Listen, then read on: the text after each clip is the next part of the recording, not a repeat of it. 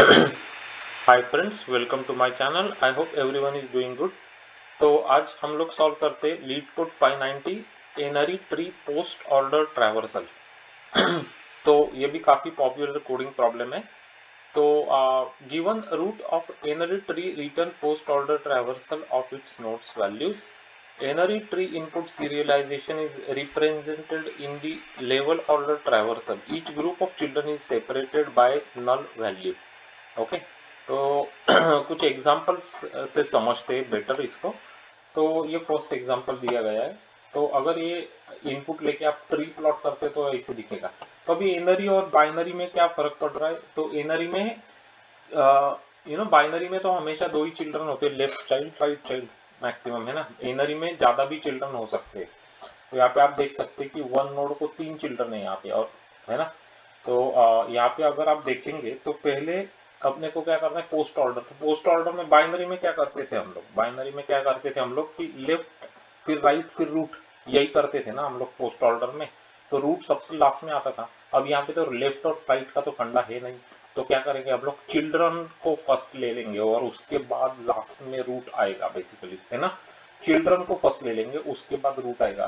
तो चिल्ड्रन को ना गए तो वन को जब इवेल्युएट करेंगे तो 3 पे जाएंगे, 3 के चिल्ड्रन को पहले इवेल्युएट करना पड़ेगा। तो 5 और 6 पहले आएगा, है ना। 5 और 6 पहले आएगा, बाद में 3 आएगा, उसके बाद 2 और 4 आएगा, 2 और 4 आएगा, और उसके बाद 1 आएगा, है ना। समझ में आ रहा है ना। ओके, और एक बढ़िया सा एग्जांपल बड़ा सा देखते हैं यहाँ पे, है ना। तो अभी जैसे मैंने बोला कि अभी इसके एनरी के पोस्ट ऑर्डर में पहले चिल्ड्रंस आएंगे सभी, उसके बाद रूट आएगा।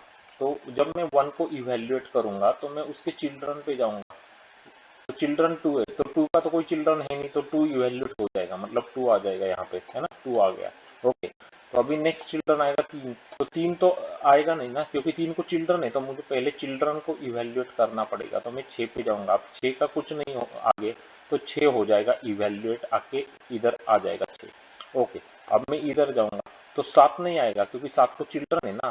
तो मैं जाते जाऊंगा 11 फिर 14, तो 14 पहले आएगा, है ना। 14 पहले आएगा क्योंकि वो सबसे लास्ट में रूट आएगा, मतलब 11 बाद में, उसके बाद में 7, और उसके बाद सब होने के बाद 3 आएगा, है ना।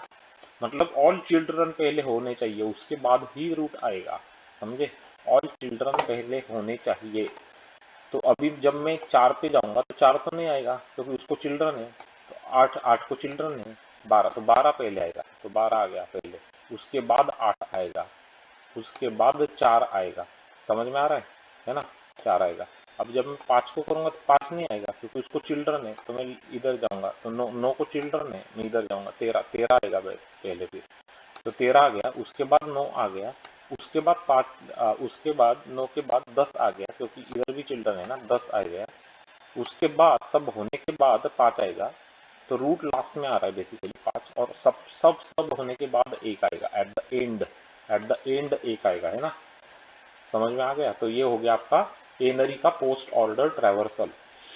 तो इसको अभी इम्प्लीमेंट कैसे करेंगे? तो वही है, जैसे हम लोग बाइनरी ट्री को इम्प्लीमेंट करते थे उसी तरीके से इसको भी इम्प्लीमेंट कर लेंगे। बाइनरी ट्री में सिर्फ उतना ही था कि लेफ्ट राइट और रूट था, है ना। लेफ्ट राइट रूट करते थे ना बाइनरी के पोस्ट ऑर्डर में। यहाँ पे चिल्ड्रन को पहले प्रोसेस कर लेंगे रिकर्सिवली, और उसके बाद रूट को प्रोसेस करेंगे। तो रिकर्शन यूज कर लेंगे। ओके, तो अब मैं आपको दिखाता हूँ जावा कोड। तो जावा कोड तो बहुत ही सिंपल है। तो ये देखिए, जस्ट कपल ऑफ लाइन्स है। इसको पहले इधर कर लेते हैं तो आपको अच्छी तरीके से दिखेगा ये। ओके, तो देखो, तो अभी पोस्ट ऑर्डर का अपना मेथड है। रूट दिया गया है हमको यहाँ पे। ये क्या करती है, लिस्ट ऑफ इंटीजर्स को रिटर्न कर रही है, मतलब हमारे पोस्ट ऑर्डर ट्रैवर्सल को बेसिकली। ओके, तो यहाँ पे क्या किया मैंने, रूट अगर नल है तो मैं एम्प्टी लिस्ट को ही रिटर्न कर दूंगा, क्योंकि है ही नहीं कुछ उस ट्री में। तो बेसिक वैलिडेशन कर लिया मैंने। उसके बाद मैंने एक रिजल्ट एरे लिस्ट बना लिया, जो कि मैं एट द एंड उसको रिटर्न करूंगा। ओके, तो डीएफएस मैंने कॉल कर दिया, रूट को पास करा, रिजल्ट को पास कर दिया। अभी ये देखो डीएफएस, तो यहाँ पे रूट आ रहा है इनपुट में, यहाँ पे रिजल्ट लिस्ट आ रही है मेरी इनपुट में। अभी पहले हम लोग क्या करेंगे, सभी चिल्ड्रन को रिकर्सिवली कॉल कर देंगे डीएफएस को, चिल्ड्रन को, है ना। वही तो डिसाइड किया ना पहले। समझा ना। पहले चिल्ड्रन को करेंगे तो कैसे चिल्ड्रन को करेंगे, root dot children will give you all the children, है ना, चाइल्ड। तो चाइल्ड को पास करते जाना डीएफएस में रिजल्ट के साथ, है ना। तो सभी चिल्ड्रन को पहले प्रोसेस कर जाएंगे यहाँ पे। एक बार चिल्ड्रन प्रोसेस हो जाते हैं इस फॉर लूप में, तो बाद में हम लोग एट द एंड आके जो रूट है उसको प्रोसेस करेंगे, है ना। एट द एंड तो प्रोसेस करेंगे मतलब क्या करेंगे, रिजल्ट जो लिस्ट है उसमें उसके वैल्यू को ऐड करेंगे बेसिकली, प्रोसेस का मतलब, है ना। समझ में आ गया। तो यहाँ पे रिकर्शन है, ये क्या है, recursion, DFS is calling DFS ना, तो रिकर्शन है। तो चिल्ड्रन, हर एक चिल्ड्रन को प्रोसेस करते जाएगा। एग्जैक्टली मैंने आपको अभी ये एग्जांपल समझाया ना, तो ये वही करेगा बेसिकली, ये वही कर रहा है डीएफएस मतलब, है ना। तो एट द एंड आप यहाँ पे आएंगे, ये रिजल्ट का जो लिस्ट हमने पॉपुलेट हो गया उसको रिटर्न कर देंगे, दैट्स इट, हो गया फिर आपका post order traversal n-ary tree का, है ना। तो इम्पॉर्टेंट डिफरेंस यही है कि बाइनरी ट्री और एनरी ट्री में कि यहाँ पे हम लोग सब चिल्ड्रन को प्रोसेस कर देंगे, क्योंकि यहाँ पे कितने भी चिल्ड्रन हो सकते हैं, यहाँ पे लेफ्ट राइट का फंडा नहीं है, यहाँ पे जो भी चिल्ड्रन है सभी चिल्ड्रन को प्रोसेस कर देना है, बस दैट्स इट। ओके, चलो अब इसको हम लोग रन करा के देख लेते हैं कि बराबर चल रहा है कि नहीं चल रहा है वो।